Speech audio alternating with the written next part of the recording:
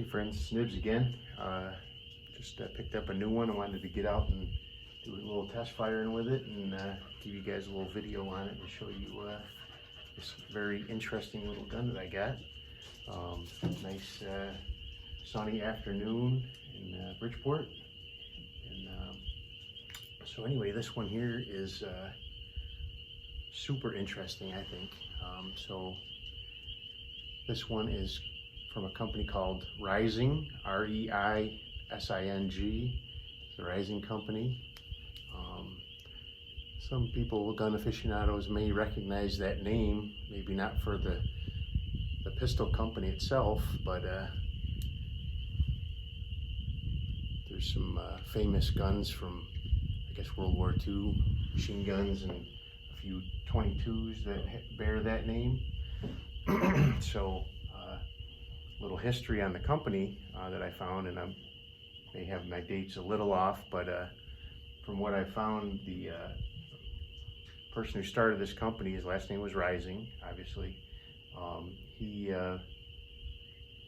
began his gun designing career working for John Browning in the, I guess, late 1800s, early 1900s.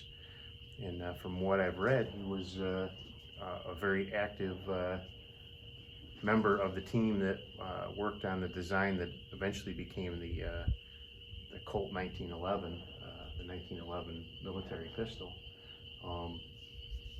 After he worked with John Browning for those years, he decided to go off on his own and try to make his own hand in the world of gun making, which this was his only offering he ever had, you know, in that on his own. So he started the company in 1916. I'll show you some pictures of there's a patent on here he received in 1916, but he didn't start producing these until 1920, and then they were only in production for a couple of years, 3, maybe 4 years.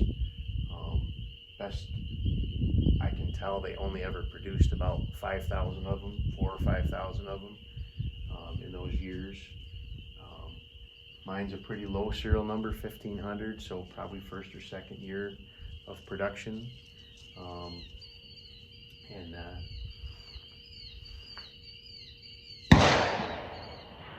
I'm out at the range, so you gotta bear with the gunfire in the background.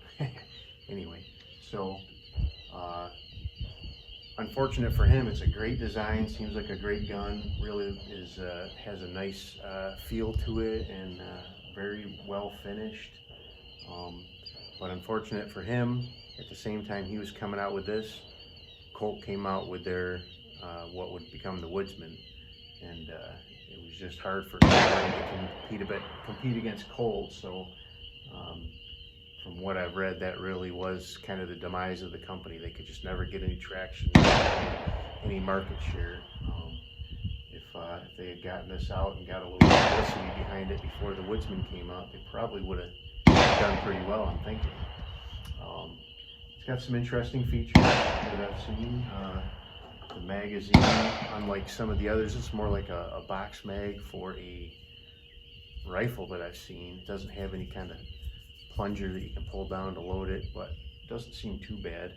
I'm only loading it with 10 rounds, so anybody's paying attention, this will hold up to 12 rounds, but I'm only loading it with 10. Another very interesting thing that I liked about this, it is empty, so like you cock it and then you pull back on the slide just a little bit, and then there's a lever here.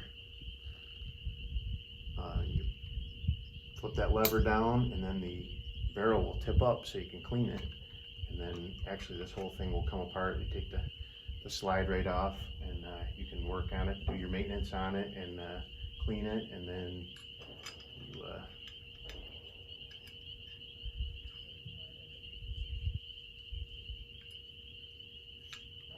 put the slide back on like that, and it just engages the recoil spring that's laying down in the bottom groove there, and then just click it back down, and now it's it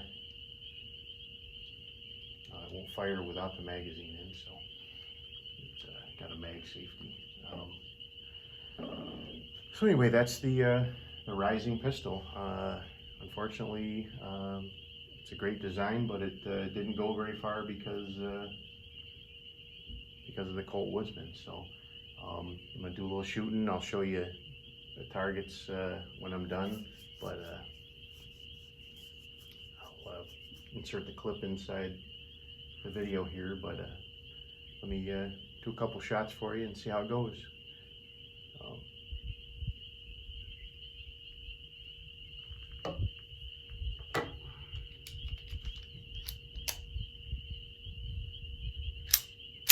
So cycle's real nice.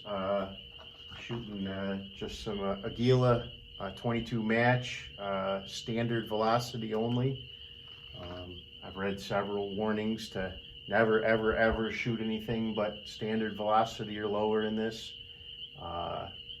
as they do have a tendency to crack the frame if you try to run anything hotter than that. So I don't plan on shooting it a whole lot anyway, but you know, I get it out for special occasions, and because I have plenty of other pistols that I can get parts for. I don't think you're ever going to find parts for this one, so I really don't want to beat it up too bad. But anyway, here we go.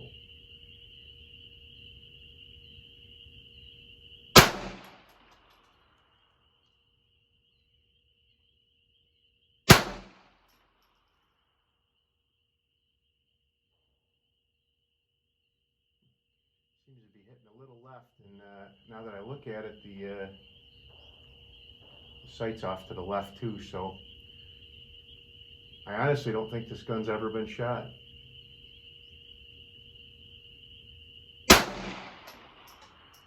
It's grouping real nice, so I just got to do a little zero on it, I think, and we'll be good to go.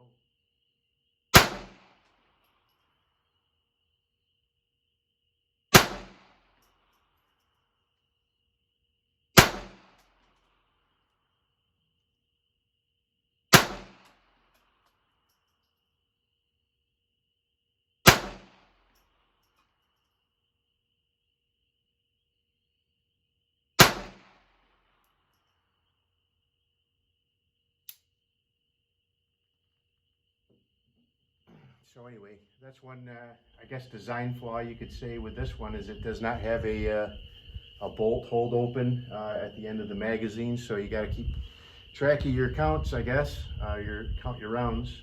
But I'll show you a picture of that target. It really does look like a good group. It's off to the left of the center of the bullseye, but like I said, to look at this thing, I don't think it's ever been fired. All right, so here you go. So you got all 10 shots right there.